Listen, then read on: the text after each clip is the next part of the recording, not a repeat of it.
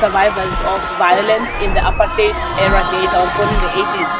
Most people know the dark history of South Africa.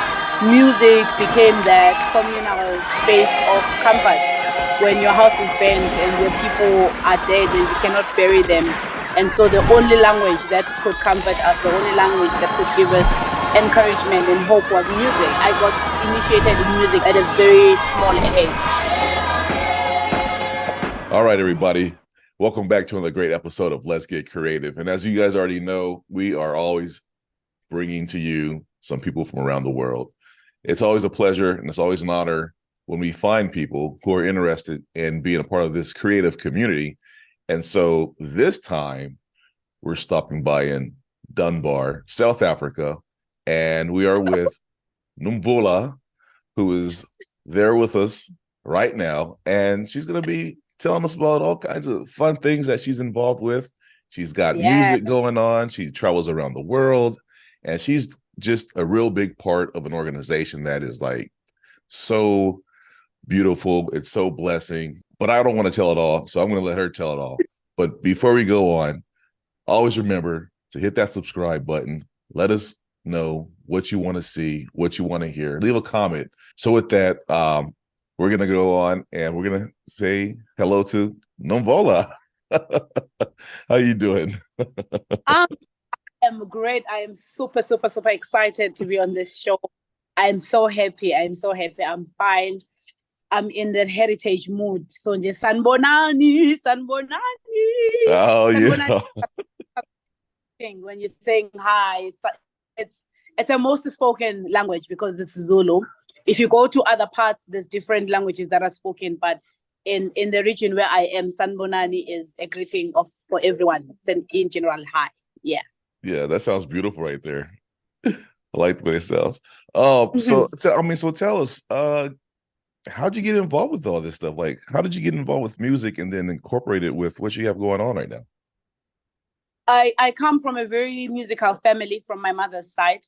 I think as survivors of violence in the apartheid era days, I was born in the 80s. Most people know the dark history of South Africa. Music became that communal space of comfort when your house is burnt and your people are dead and you cannot bury them. And so the only language that could comfort us, the only language that could give us encouragement and hope was music. And so I got initiated in music and, at a very small age. And I just grew up loving the authentic sound that I have, which is not your normal sound that everybody has. So it's always been a part of my life. I didn't study music. I guess I was a bit of a rebel. I just refused to study African music. I wanted to study African music in university, but the lecturers that were teaching African were not African. And coming from a traumatic past, for me, I couldn't reconcile with that. It was like, no, I'm going to be introduced to African music from a Western perspective, and that's going to take a lot away from what I know and what I want to sound like, in not forgetting my heritage and who I am as an African. So I ended up not studying music until at a later age, I was exposed to traveling, only to find that you could go anywhere in the world and music is still that powerful tool. And each and every culture has its own way of interpreting messages using music, and it is still powerful and influential. So I was like, Bama, I should have studied. Yeah. Back then, I was like, but I believe that you are always learning every day. And so I'm still hopeful that, in time, I want to do a master's in music, because I do believe that when you have the formal knowledge with the indigenous knowledge and you combine the two, you really have a unique gift to give to the world, not just only in singing only, but in also acquiring new knowledge, because you see things in a different way. Education is like a doorway for us to see the impossible, So, yeah. Oh, yeah. And I like to think of like music as one of those parts that are one of those things that are like, it's so wide. It's such a variety of music. There's like different genres, there's different sounds, there's different connections with music, and it can interpret so many different languages. Like there's not just a one single language. And so when you say that, Yeah. I'm thinking like, okay, that's the creative part about it. Like, it's not supposed to sound like someone else, but you have your own Yeah. feel, you have your own background, you have your own, it's from your own emotions, really. Essentially, it comes from the heart. And so whatever it is you're feeling, I feel like Yeah. that's what makes music. I feel like that's what separates every individual when they make their music, is like they have their own creative aspect. And I think that's one of the things that caught our attention, was the fact that you are Yeah. able to relate with what you want to interpret with someone else. So you convey that, So that's a pretty good, Yep. interesting story, history, background of where you come from, your music. And Yeah. in time, I guess it'll come when it comes, So Yep. the journey that you took isn't like the traditional, but it doesn't matter because you're doing it now. And so You it know, was meant to be. I think so.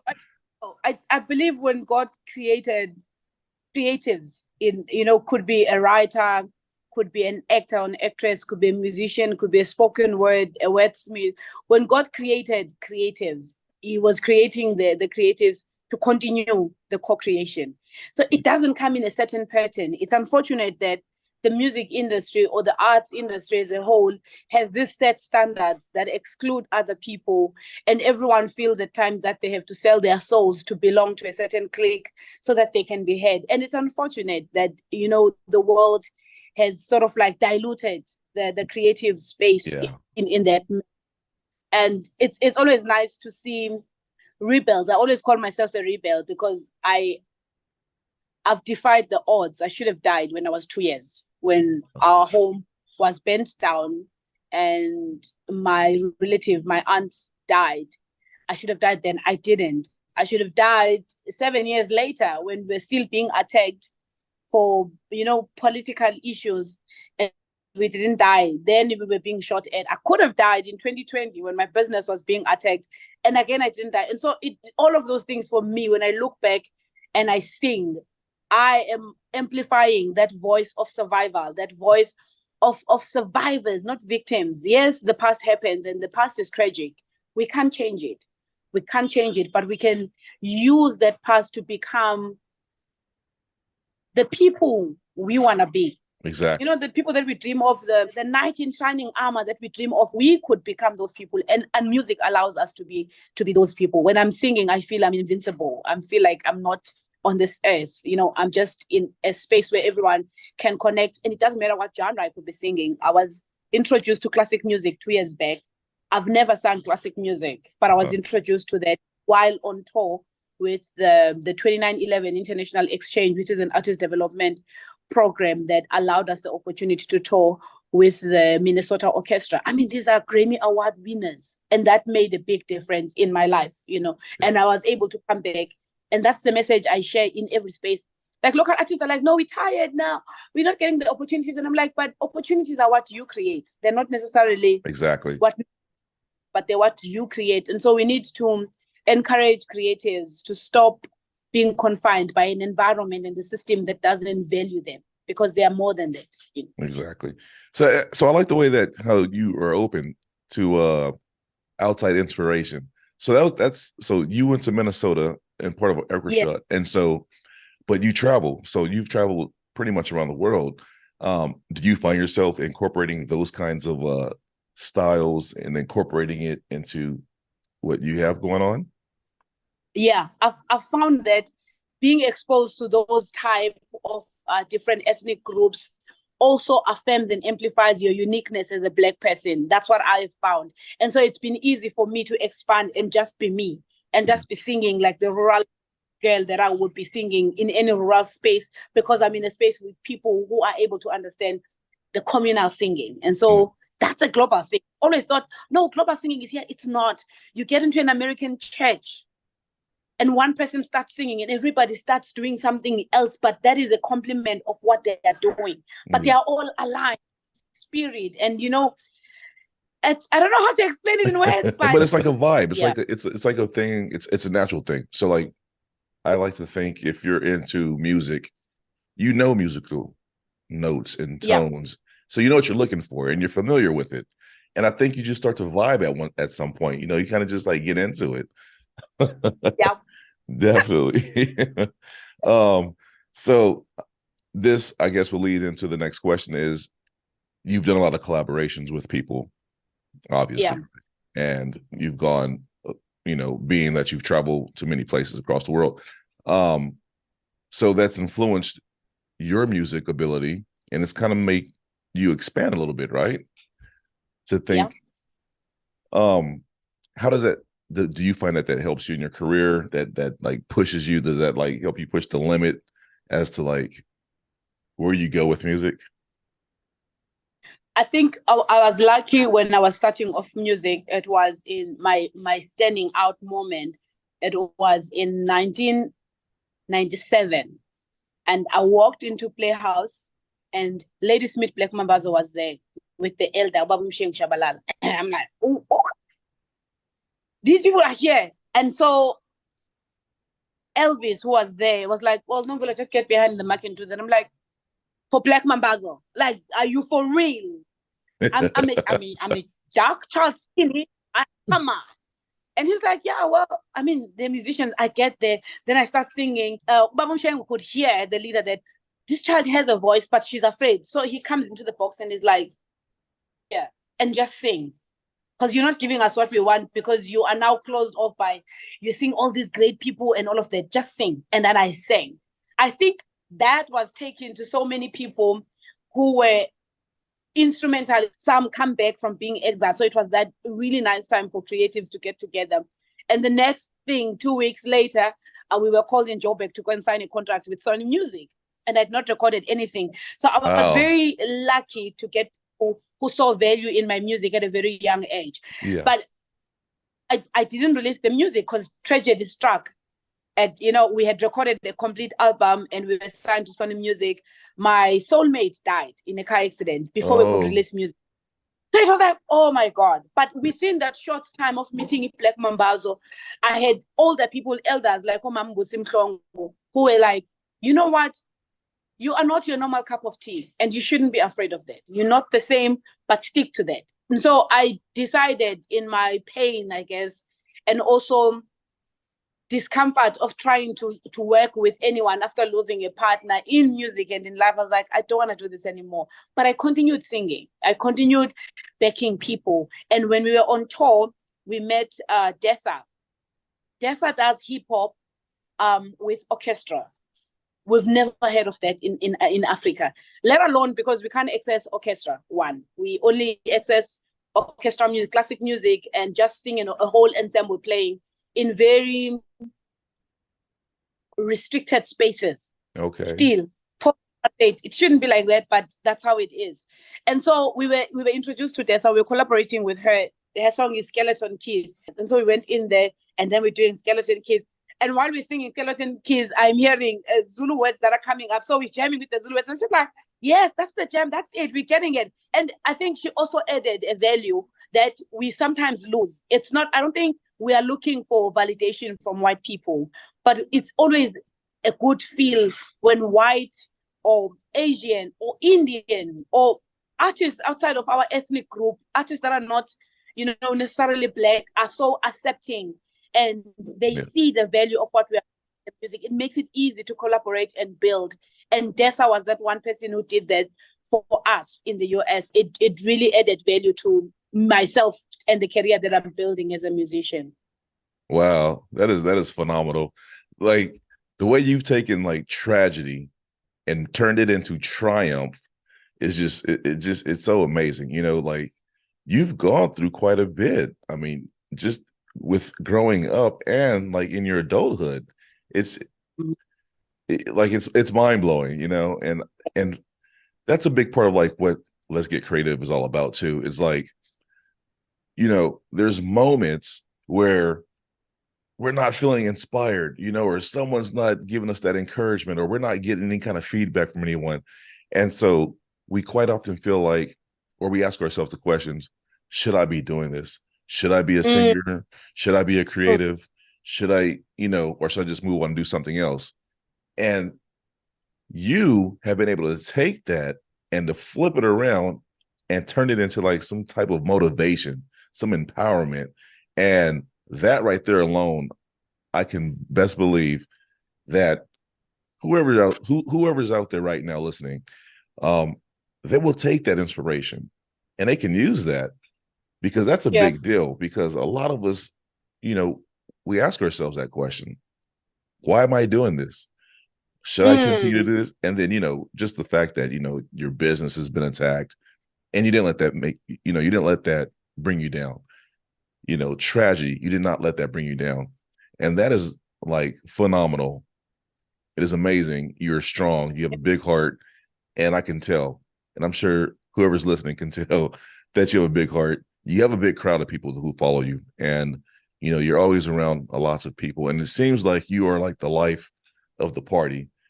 It's always like, it does. I mean, even with the pictures, like you're just surrounded by energy. It looks like there's just a lot of good energy. And, I think that's what's important, is that you let that be your inspiration. You let that empower you. And I think that you feel like there's people who count on you and who want you. So big ups for that. Or how do you keep on singing when you're not getting booked and you're not getting, to perform in these big events? And I was like, but I'm very selective. I would rather be singing in a hospital full of people that are in so much pain, and I know that my music is giving them hope, than to sing for people who want to pay for me to entertain them. Yeah. Because I believe that it is really as powerful as it is. If we are not aligned to life-giving values, then we miss the plot completely. And then we have a lot of entertainment, and that entertainment eats at the heart of our communities, at the core of who we are as people. And so I always grew up with a very strong support system, which is my family. I always tell people I'm the wealthiest musician, not because of monetary things, but because I have the greatest support system in my family. They not value, but they believe in the gift that I'm sharing, because I share that very same gift with them, with my family, with my community. And I would hope each and every artist, we aspire to really be the community builders, the nation builders. Because if I don't see value in you, I'm not going to see value in myself. So I need to see value in myself first, so that I'm able to value other people. And I think that's what my art does, not just the music, but also what I try to do in the connections with people, in the events that I try to incorporate and curate, in the spaces that I try to occupy. I'm always trying to say, can we be pro-life? Can we be pro-life and not destroy? Let's create means of coexisting and not destroy. If something is not working for you, because in trying to destroy a system, there are also people that get destroyed in the process. Now, let me ask you this. Does that define of what a multi-potentialite is? Of course. I mean, I am 42 years. I'm pursuing my academic degree in internal auditing, because I'm always intrigued as to, why do people fail? Can we put the systems in place so that people don't fail? Because if you're a group of people starting a company, and then 5 years down the line that company shuts down, and we don't know why, and we all assume Black people don't know how to spend money, they've been mismanaging funds, whereas you find it's not even that, there's other issues there. So I've always had an interest in that, and I want to actually do a master's in that, in internal auditing. And I do pray that resources will be there for that. But beside that, I am managing a company that is empowering women creatives who are script writers, who are in theater, who are in music production, not just as singers, but as engineers. Because the industry, the creative industry, has this boys club that, continues just thriving, and it's not allowing females to come in and really be heard, but it's allowing females to come in and just sit at the table. So in my small resources and the network of people I've created, I'm creating a group of women who's also able to start a production of an album from beginning to end. And it's just women. And it's not It's just women amplifying their voices and excellence in women also. Doesn't mean that you are wanting to destroy men. At the same time, I am interning right now. I'm in a position where I am giving my services to a community organization. It's called Umlazi, where we're promoting local tourism into international tourism, because I've learned that people actually don't know much about South Africans except the apartheid after. And so in townships is a different vibe than urban spaces or peri-urban spaces or rural spaces. I'm a rural girl. And so I'm also bringing in elite while learning in the township space. That makes me a multi-potentialite. And also in everyone that I meet, I always try to make sure that there's multi-layers, because we can all embrace each other, and we can all be able to survive, and we can all, and I think my multi-potentialite is driven by having people who are pro-life. Like if we could have an army of people who put Ubuntu first, because Ubuntu says, I want what is good for you before me. Yes.